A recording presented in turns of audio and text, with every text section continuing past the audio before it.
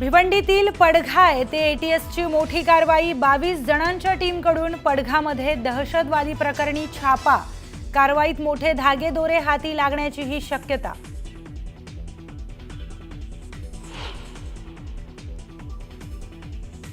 भारताची सीमा ओलांडून पाकिस्तानात गेलेली सुनीता जामगडे पाकमधील 3 नागरिकांच्या होती संपर्कात।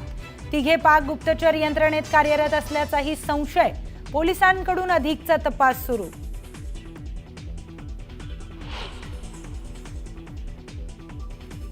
ISI कडून भारतीय नंबरचा वापर करून अधिकाऱ्यांना हनी ट्रॅपमध्ये अडकवण्याचा प्रयत्न।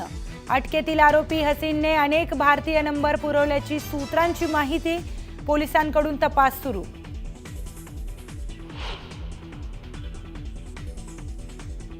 युक्रेनचा रशियाच्या एअरबेसवर ड्रोन हल्ला। रशियातील अत्यंत महत्त्वाचे मानले जाणारे एअरबेस उद्ध्वस्त झाल्याची माहिती। तर रशियाच्या 40 फायटर जेटचा युक्रेनच्या हल्ल्यात नुकसान।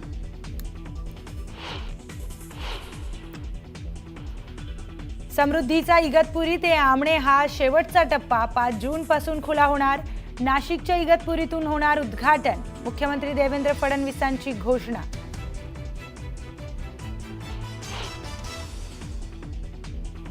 भरधाव टेम्पोने रिक्षाला दिलेल्या धडकेत 4 जणांचा मृत्यू तर 2 जण गंभीर जखमी। बीडच्या खामगाव पंढरपूर हायवेची घटना।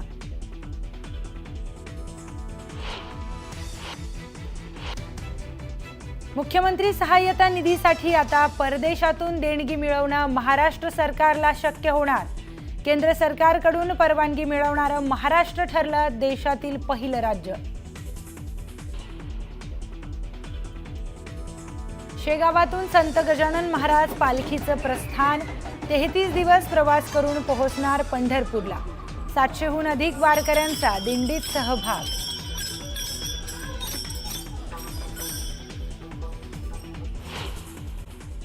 मुख्यमंत्री सहायता निधी करता आता प्रदेशातून देणगी मिळवणं महाराष्ट्र सरकारला शक्य होणार आहे। तर केंद्र सरकारकडून परवानगी मिळवणाऱ्या महाराष्ट्र देशातलं पहिलं राज्य ठरलं आहे। महाराष्ट्र एटीएसनं भिवंडीतील पडघा इथं मोठी कारवाई सुरू केली आहे। पडघ्यामध्ये मोठ्या दहशतवादी कारवाईची शक्यता होती, तशी तयारी केली जात होती अशी माहिती एटीएसला मिळाली। त्यानंतर एटीएसच्या 22 जणांच्या टीमनं कारवाई करत छापा टाकला। एफडीएनं अन्न आणि सुरक्षा नियमांचं उल्लंघन केल्याप्रकरणी एका खासगी कंपनीचा धारावीतील गोदामाचा परवाना निलंबित केलाय। एफडीएनं धारावी इथल्या खासगी कंपनीच्या गोदामावर छापा टाकला। यावेळी मोठ्या प्रमाणात अनियमितता आढळून आली, त्यामुळे ही कारवाई करण्यात आली आहे। ऊसतोड कामगारांचा जिल्हा म्हणून ओळख असलेल्या बीड जिल्ह्यामधून प्रत्येक वर्षी 1,75,000 मजूर ऊसतोडीच्या कामाला जातात। त्यातील 843 महिलांनी ऊसतोडीला जाण्यापूर्वी गर्भपिशवी काढल्याची धक्कादायक बाब समोर आली आहे। यात 30 ते 35 वयोगटातील महिलांचा समावेश अधिक आहे। 1523 महिला गर्भवती असताना सुद्धा ऊसाच्या फडात काम करतायत, हेही समोर आलंय। वाढीव हमीभावासोबतच कापसाच्या लागवड खर्चात झालेल्या वाढीमुळे शेतकऱ्यांच्या चिंता वाढल्या आहेत। गेल्या हंगामातील अनुभव बघता वाढीव हमीभाव केवळ कागदावरच राहणार की प्रत्यक्षात शेतकऱ्याच्या पदरी पडणार, याबाबत साशंकता व्यक्त होते। त्यामुळे वर्षभर राबल्यानंतरही शेतकऱ्याच्या पदरी केवळ 6,950 रुपयेच मिळतात।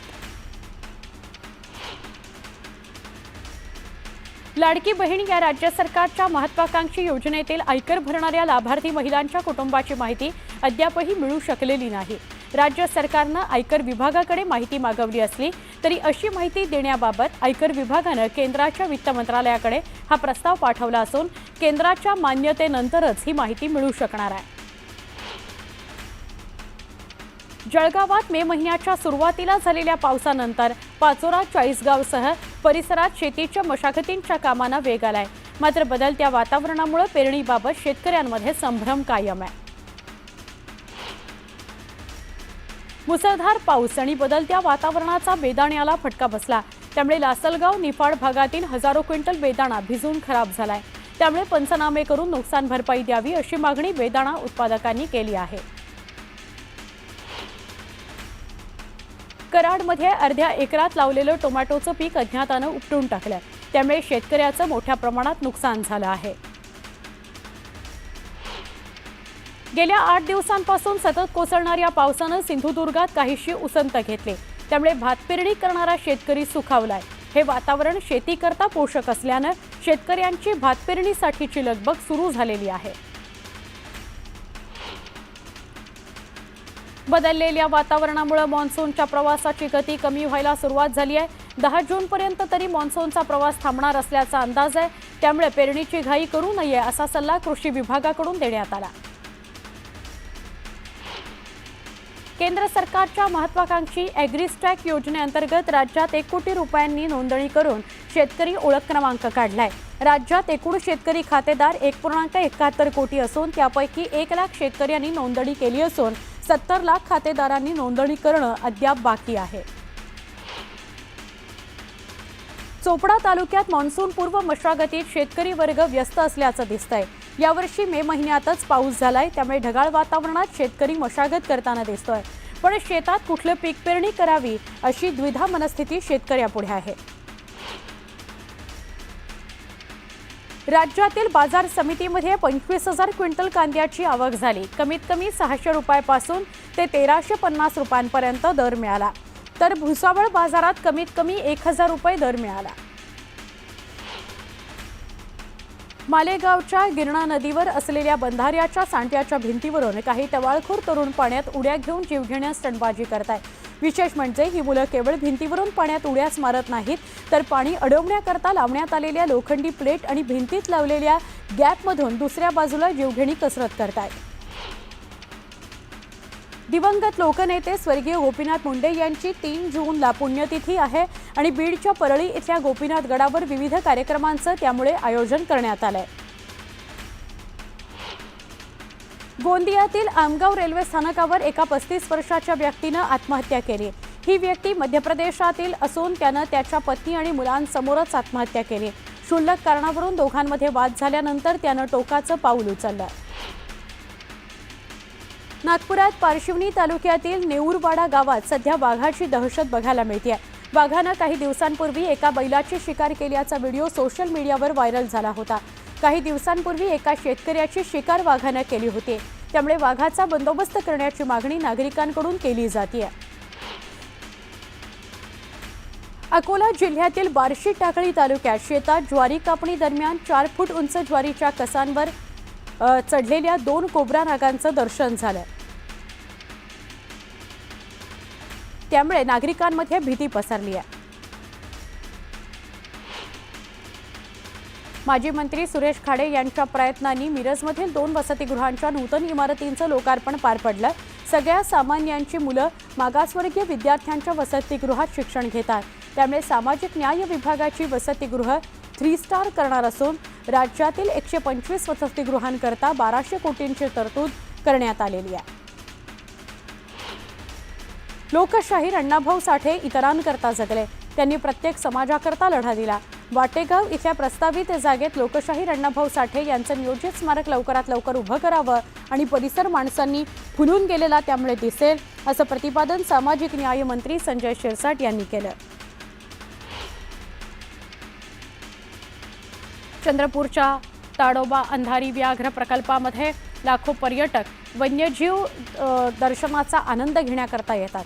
पर्यटकांना अल्प दरामध्ये या सफारीचा आनंद घेण्याकरता आता चंद्रपूर ते ताडोबाचं प्रवेशद्वार मोहर्लीसाठी बस सेवा सुरू करण्यात आली आहे। गेल्या 2 वर्षात 58,000 पर्यटकांनी या क्रुझरद्वारे ताडोबा सफारीचा अनुभव घेतलेला आहे। पावसाच्या आगमनानं सुक्या माशांचा हंगाम लवकर सुरू झालाय। पावसामुळे मासेमारीवर परिणाम झाल्यानं बाजारात ताज्या माशांची आवक घटली आहे, त्यामुळे ग्राहकांनी सुक्या माशांना पसंती दिली असून महिलांनी घरगुती वापराकरता सुकी मच्छी साठवायला सुरुवात केलेली आहे।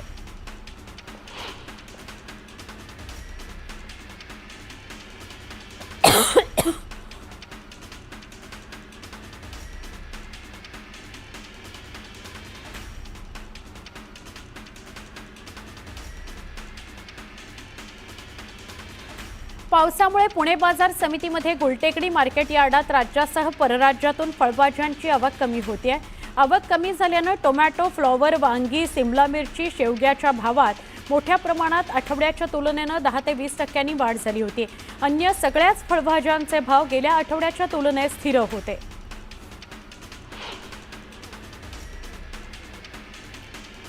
पावसानं उघडीप दिली असली तरी पुणे बाजार समितीच्या गुलटेकडी मार्केट यार्डातील फुलबाजारामध्ये फुलांची आवक निम्म्यानं घटली आहे. बाजारात येणाऱ्या फुलांमध्ये 50% ओली फुलं बाजारात दाखल होत आहेत. भिजलेल्या फुलांच्या तुलनेत सुक्या आणि दर्जेदार फुलांना चांगला भाव मिळतो आहे.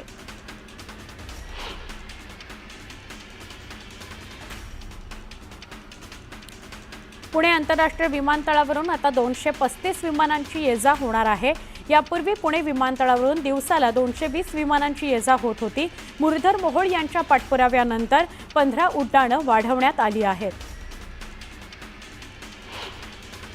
हिंदुस्थानातील सगळ्यात मोठी विमान कंपनी इंडिगोनं 30 नवीन एअरबस A350 वाईड बॉडी विमानांकरता ऑर्डर दिली आहे. या कराराची किंमत 4 ते 5 अब्ज डॉलर्स म्हणजेच अंदाजे 40,000 कोटी रुपये असल्याचं सांगितलं जात आहे. कर्नाक पूल तब्बल 2.5 वर्षांच्या पुनर्बांधणीनंतर बांधून पूर्ण झालाय. पूल बांधणीनंतरची उर्वरित कामं केली जात असून ती पूर्ण झाल्यावर 10 जूनला हा पूल वाहतुकीकरता खुला केला जाणार आहे. त्यामुळे दक्षिण मुंबईतील मस्जिद बंदर, छत्रपती शिवाजी महाराज टर्मिनस आणि मोहम्मद अली मार्ग या परिसरातील कोंडी फुटणार आहे. महापालिकेनं बांधलेल्या कोस्टल रोडवर दिव्यानभावी प्रवास भीतीदायक ठरतोय. संध्याकाळी 7 नंतर या भागात काळाकुट्ट अंधार पसरतो. गेल्या 2.5 महिन्यांपासून पथदिवे बंद असल्यानं प्रवास असुरक्षित वाटतोय. आरबीआयनं गेल्या आर्थिक वर्षात विनियमित संस्थांवर अंमलबजावणी कारवाई केली आहे आणि कायद्याच्या तरतुदीच्या उल्लंघनाकरता एकूण 353 लाखचा दंड ठोठावला. या दंडांतर्गत 54.78 कोटी रुपये वसूल झाले आहेत. भारतीय रिझर्व्ह बँक सलग तिसऱ्यांदा 0.25% व्याजदर कपात करू शकते. अमेरिकेनं आयात शुल्क वाढवल्यामुळे निर्माण झालेल्या अनिश्चिततेच्या पार्श्वभूमीवर वाढीस चालना मिळेल. आरबीआयची पतधोरण समितीची बैठक 4 जूनला सुरू होती आहे. 6 जूनला निर्णयाची घोषणा करण्यात येईल. नवी मुंबई आंतरराष्ट्रीय विमानतळावरून पुढील महिन्याभरामध्ये विमानसेवा सुरू होण्याचे संकेत मिळत आहेत. त्यानुसार संबंधित यंत्रणा कामाला लागल्यात.